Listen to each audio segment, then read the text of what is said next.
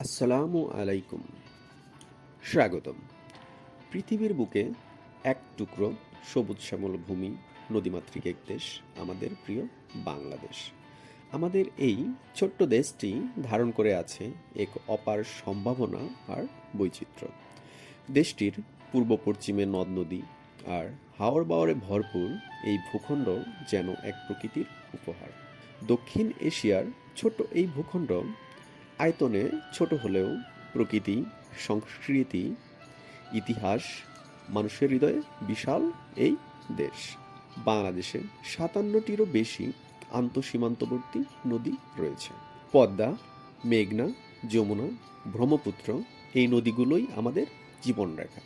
বাংলাদেশে রয়েছে প্রায় ১২০ প্রজাতির স্তন্যপায়ী প্রাণী, ৭০০ এরও অধিক প্রজাতির পাখি ও অসংখ্য গাছপালা, সবুজে ঘেরা, নদীতে ভরা প্রকৃতির এক অপার বিস্ময়ের নাম বাংলাদেশ।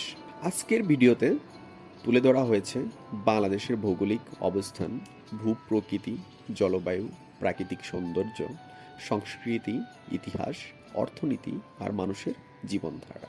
বাংলাদেশের ভৌগোলিক অবস্থান। ভৌগোলিকভাবে বাংলাদেশ দক্ষিণ এশিয়ার একটি দেশ।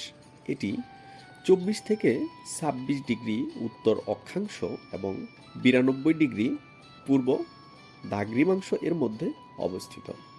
বাংলাদেশের সীমানা: উত্তরে ভারতের পশ্চিমবঙ্গ, পূর্বে আসাম, ত্রিপুরা, মিজোরাম ও মিয়ানমার, দক্ষিণে বঙ্গোপসাগর এবং পশ্চিমে ভারতের পশ্চিমবঙ্গ।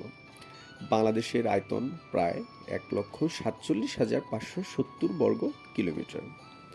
বাংলাদেশের বর্তমান জনসংখ্যা প্রায় ১৭০ মিলিয়ন, অর্থাৎ ১৭ কোটি। জনসংখ্যা বৃদ্ধির হার ১.২%।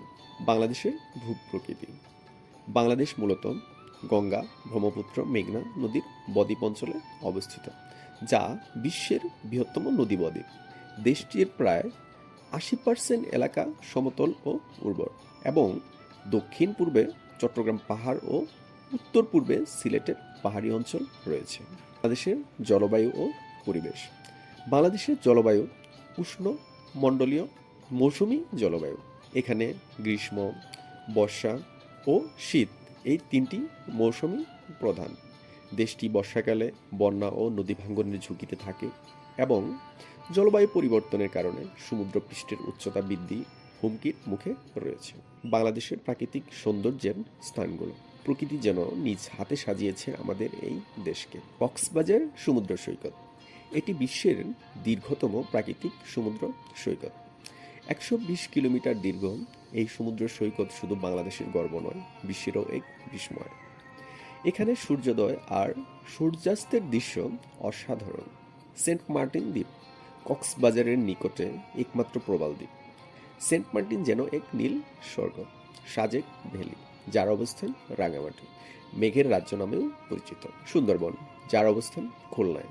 পৃথিবীর বৃহত্তম ম্যানগ্রোভ বন হচ্ছে এই সুন্দরবন। এটি ইউনেস্কো ঘোষিত ওয়ার্ল্ড হেরিটেজ সাইট।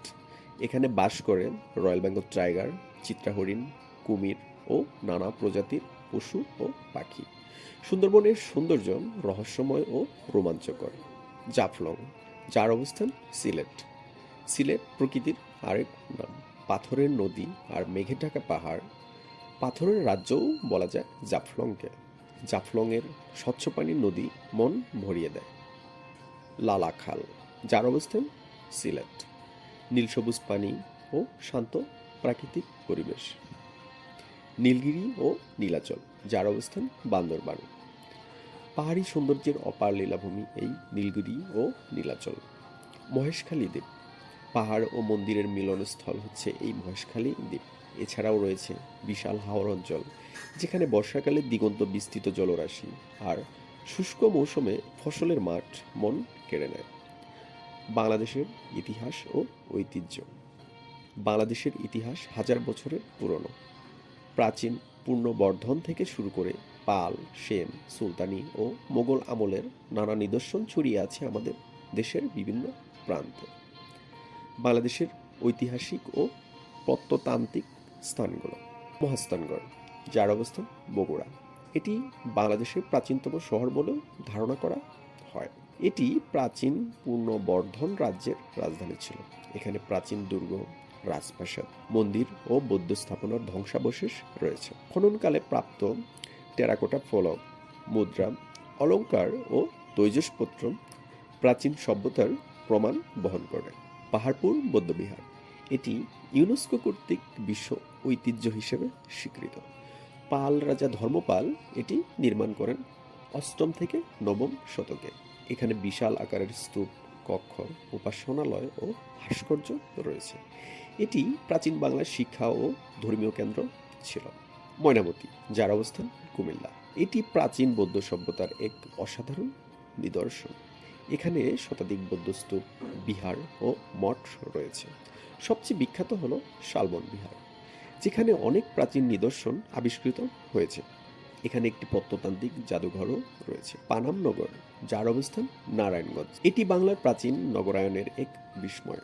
এখানে 1800 থেকে 19শ শতাব্দীর মাঝামাঝি সময়কার ইউরোপীয় ধাঁচে নির্মিত ভবন রয়েছে। একসময় এটি ধনী হিন্দু ব্যবসায়ীদের আবাসস্থল ছিল। শহীদ মিনার ও সোহরাওয়ার্দী উদ্যান, যার অবস্থান ঢাকাতে, এটি ভাষা আন্দোলনের স্মৃতি। লালবাগ কেল্লা, যার অবস্থানও ঢাকাতে, মুঘল আমলের অসম্পূর্ণ একটি দুর্গ। নির্মাতা ছিলেন সুবাদার শাহ সুজা। এখানে দরবার হল, মসজিদ ও বেগমপুরীর সমাধি রয়েছে। আহসান মঞ্জিল, যার অবস্থান ঢাকা, এটি ঢাকার নবাবদের প্রাসাদ ছিল। 19 শতকে এটি নির্মিত হয় এবং বর্তমানে এটি একটি জাদুঘর। 60 গম্বুজ মসজিদ, যার অবস্থান বাগেরহাট। বাগেরহাট শহর ছিল খানজাহান আলীর শাসনাধীন। 60 গম্বুজ মসজিদ বিশ্বের অন্যতম প্রাচীন মুসলিম স্থাপত্য নিদর্শন, যা ইউনেস্কো বিশ্ব ঐতিহ্যের অন্তর্ভুক্ত। এটি ইটের তৈরি এবং এর গম্বুজ, মিনার ও দেয়ালে সুদৃশ্য কারুকাজ রয়েছে। এগুলো আমাদের সমৃদ্ধ ইতিহাসের সাক্ষী। তবে আমাদের সবচেয়ে গৌরবময় অধ্যায় হলো 71-এর মহান মুক্তিযুদ্ধ। লাখো শহীদের রক্তের বিনিময়ে অর্জিত হয়েছে আমাদের স্বাধীনতা। 1952 সালের ভাষা আন্দোলন বিশ্ব ইতিহাসে এক অনন্য দৃষ্টান্ত, যার স্বীকৃতি স্বরূপ 21শে ফেব্রুয়ারি আজ আন্তর্জাতিক মাতৃভাষা দিবস। ধর্মীয় ও সাংস্কৃতিক স্থানগুলো: ছোট সোনা মসজিদ, যার অবস্থান চাঁপাইনবাবগঞ্জ, এটি সুলতানি আমলের শিল্প। বায়তুল মোকাররম মসজিদ, যার অবস্থান ঢাকা, দেশের প্রধান জাতীয় মসজিদ। কান্তজিউ মন্দির, যার অবস্থান দিনাজপুর, টেরাকোটায় নির্মিত দৃষ্টিনন্দন মন্দির। পুতিয়া রাজবাড়ি ও মন্দির, যার অবস্থান রাজশাহী, এটি ঐতিহাসিক হিন্দু স্থাপত্য। বৌদ্ধ ধাতু জাদি, যার অবস্থান রাঙামাটি, পাহাড়ের উপর সুবিশাল বৌদ্ধ মন্দির। আধুনিক ও পারিবারিক ভ্রমণের স্থানগুলো: জাতীয় স্মৃতিসৌধ, যার অবস্থান সাভার, শহীদদের স্মরণে নির্মিত স্মৃতিস্তম্ভ। জাতীয় জাদুঘর ও বিজ্ঞান জাদুঘর, যার অবস্থান ঢাকাতে। বঙ্গবন্ধু সাফারি পার্ক, যার অবস্থান গাজীপুর। শীতলক্ষ্যা নদী ভবন, যার অবস্থান নারায়ণগঞ্জ। এছাড়াও রয়েছে fantasy kingdom, Nandan park, dream holiday park, Rajshahi বার্নিশ বিল ও পদ্মা পার্ক মনোমুগ্ধকর নদী ভ্রমণের জন্য। এছাড়াও চট্টগ্রামে রয়েছে অনেক দর্শনীয় স্থান: পতেঙ্গা সমুদ্র সৈকত, ফয়েজ লেক, বাচালি হিল, সীতাকুণ্ড, কর্ণফুলী নদী, ভাটিয়ারি ও কাপ্তাই লেক। কাপ্তাই মূলত রাঙামাটিতে, কিন্তু চট্টগ্রাম থেকে খুব কাছাকাছি। বাংলাদেশের সংস্কৃতি ও উৎসব: বাংলাদেশের সংস্কৃতি অত্যন্ত সমৃদ্ধ ও বৈচিত্র্যপূর্ণ। পয়লা বৈশাখ বা বাংলা নববর্ষ আমাদের প্রাণের উৎসব। এই দিনে ধর্মবর্ণ নির্বিশেষে সকলে মেতে ওঠে বর্ষবরণের আনন্দে। মঙ্গল শুভযাত্রা ইউনেস্কোর বিশ্ব সংস্কৃতির ঐতিহ্যের অংশ। ঈদ ও পূজা এদেশে প্রধান ধর্মীয় উৎসব, যা সাম্প্রদায়িক সম্প্রীতির এক অনন্য উদাহরণ। এছাড়াও নবান্ন, পৌষ প্লাবন, চৈত্র সংক্রান্তির মতো লোকজ উৎসবগুলো মিশে আছে বাঙালির জীবনযাত্রায়। বাউল গান, জারিসারি, ভাটিয়ারি, ভাওয়াইয়া এসব লোকসঙ্গীত আমাদের সংস্কৃতির অমূল্য সম্পদ। নকশিকাঁথা, জামদানি শাড়ি, মাটির তৈজসপত্র আর লোকশিল্প আমাদের ঐতিহ্যকে বহন করে চলেছে বহুকাল ধরে। বাংলাদেশের মানুষের জীবনযাত্রা। বাংলাদেশের মানুষ অত্যন্ত অতিথিপরায়ণ ও সংগ্রামী। এদেশের প্রায় ১৭ কোটি মানুষ নানা প্রতিকূলতার মাঝেও হাসিমুখে জীবনযাপন করে। কৃষিকাজ এখনও এদেশের একটি বড় অংশের মানুষের প্রধান জীবিকা। ধান, পাট, চা, গম, আখ এখানকার প্রধান ফসল। তবে দ্রুত নগরায়নের ফলে শহরগুলোতেও কর্মচাঞ্চল্য বাড়ছে। গার্মেন্টস শিল্প, তথ্য প্রযুক্তি খাতসহ বিভিন্ন সেবা খাতে নিয়োজিত রয়েছে বহু মানুষ। গ্রামের সহজ সরল জীবনযাত্রা আর শহরের কর্মব্যস্ততা দুটোই বাংলাদেশের প্রতিচ্ছবি। এখানকার মানুষের আন্তরিকতা আর আতিথেয়তা যে কাউকে মুগ্ধ করবে।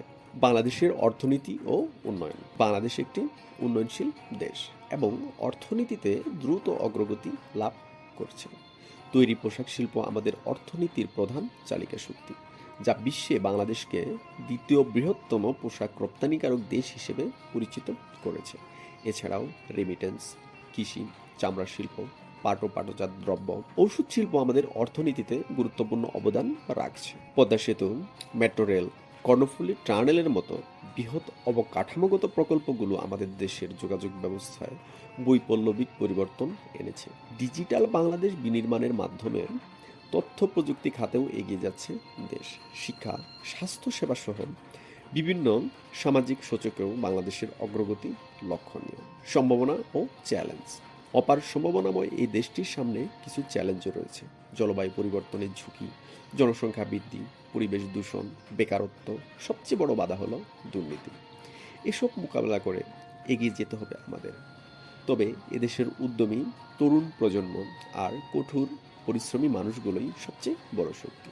পরিশেষে নদীনালা, সবুজ শ্যামলিমা, সমৃদ্ধ ইতিহাস আর ঐতিহ্য, আর এখানকার প্রাণবন্ত মানুষ, সব মিলিয়েই আমাদের প্রিয় বাংলাদেশ। নানা চ্যালেঞ্জ মোকাবেলা করে উন্নয়নের পথে এগিয়ে চলেছে এই দেশ। আসুন আমরা সকলে মিলে এই সুন্দর দেশটিকে আরও সুন্দর করে গড়ে তুলি। বাংলাদেশ শুধু একটি দেশের নাম নয়, এটি একটি প্রাকৃতিক আশ্চর্য ভান্ডার। এই ভূখণ্ড তার নদী, বন, পাহাড় আর মানুষের প্রাণে গড়ে তুলেছে এক অনন্য পরিচয়। তাই আসুন আমরা প্রত্যেকে আমাদের এই বাংলাদেশকে আমার বাংলাদেশ হিসেবে বিশ্বের কাছে তুলে ধরি ন্যায়, নীতি ও আদর্শের সাথে। ধন্যবাদ সবাইকে সাথে থাকার জন্য। ভালো থাকবেন, সুস্থ থাকবেন। আমার দেশ, আমার গর্ব, আমার অহংকার, আমার আত্মসম্মান, আমার বাংলাদেশ আমি রাখব নিরাপদ।